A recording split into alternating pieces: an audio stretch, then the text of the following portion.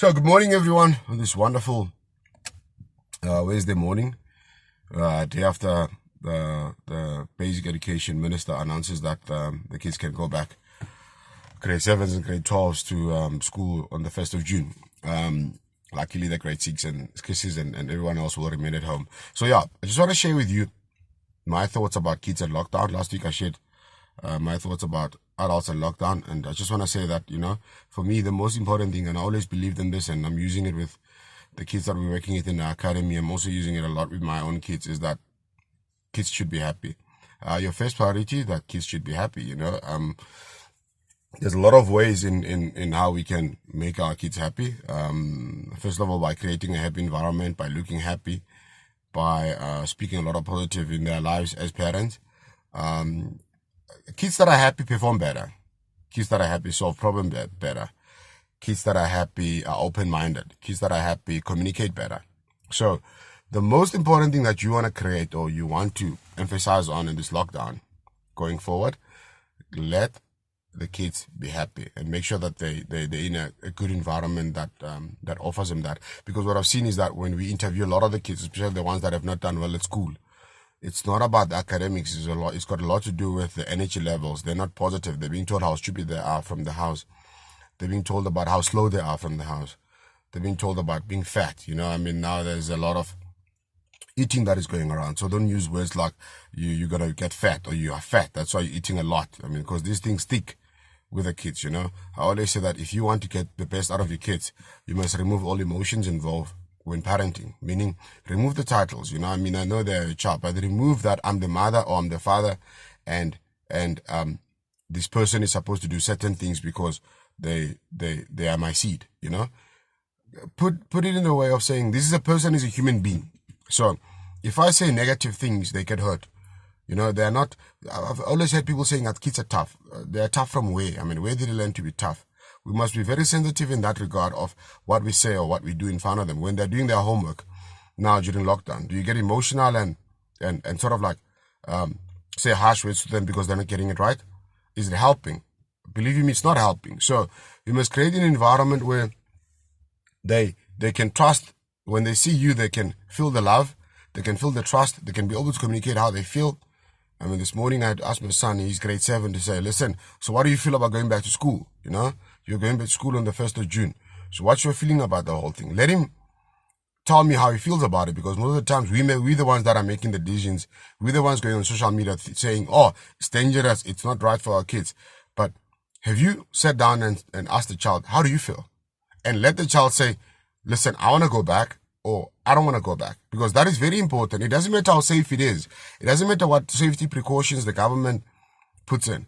If the child is feeling like they are not ready to go back to school and they're not emotionally okay, they are not going to cope in that environment at all. They can move from an 80% student to a 50% student because it's just nervousness and they're not feeling themselves, and they're not okay with the whole situation. So it's very important for us to go back and say, how do you feel?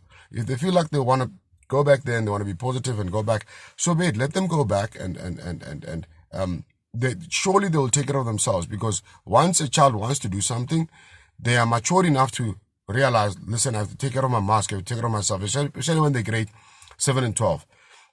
And if they don't feel like going back, then make a decision of not sending them back. It's as easy as that. You can do homeschooling or you can let them repeat the grade. So not every decision that we have to take lies through the government. But the most important thing is that your child's well-being is much more important now than anything else. Mental well-being, remember, because mental shapes up the physical one, meaning that if they're not okay, they might pick up a lot of stuff because their immune system is a bit weaker.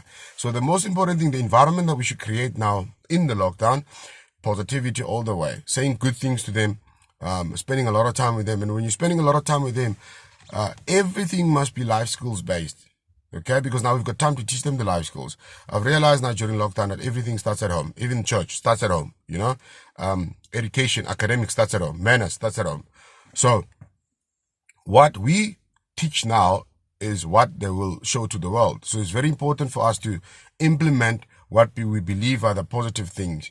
Let me give you a practical example, a case of cooking. You can use cooking as a measure to teach life skills. So they cook eggs or they make eggs, whatever they make, and then you judge it on a positive note, and you let them retry it again. So if it's not, yes, a perfect meal, then you just let them retry it again the next day. You're teaching them that it's okay to make mistakes.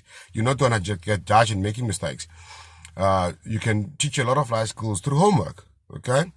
Now, human beings are very cognitive. We're very cognitive learners, meaning that we must do the process first, and then when we've done it and we judged on what we've done, we learn quicker than when we are told things. Meaning, if you're an adult now, there's a lot of things that you've been told that are wrong, but you went to do them, and when you had to experience them, you didn't do them again, because a human being learns through experience. So it is now the time for us to let our kids do a lot of experimental, even in learning.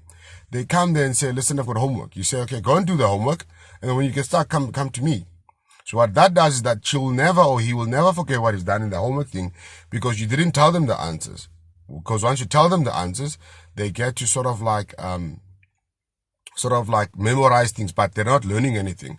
I mean, let's say the child is struggling with Afrikaans, and they have to construct a sentence using Afrikaans word like bors, or whatever the case might be.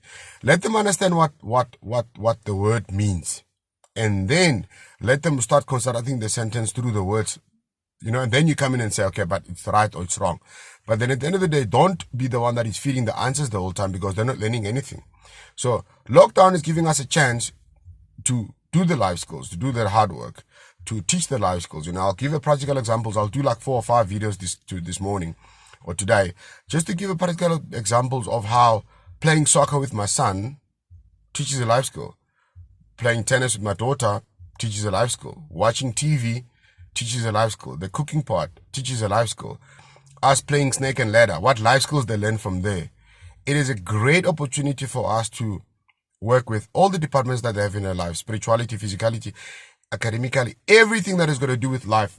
Lockdown gives us as parents to implement what we needed to do, because at the end of the day, what they behave like in the world is what we've taught them. So it gives us now a time to teach them the positivity that we wanted them to teach them.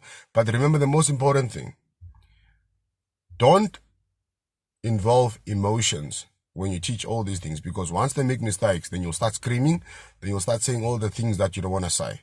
So remove emotions and say, this is a human being. So what does a human being need when they're struggling with homework? Do they need the screaming, or do they need the support? And that's where the difference becomes, where they feel the love and they feel everything else. So yeah, I'm going to share a series of videos this morning that talks about how practically we can apply life skills during lockdown with our kids, and how certain things are not as they seem to be. Like when a child struggles with seeing a color or numbering, what can we do as parents to positively impact on that child when the teacher's not there? So yeah, I can't wait for that. I'll share them. So enjoy the Wednesday. I'll see you soon.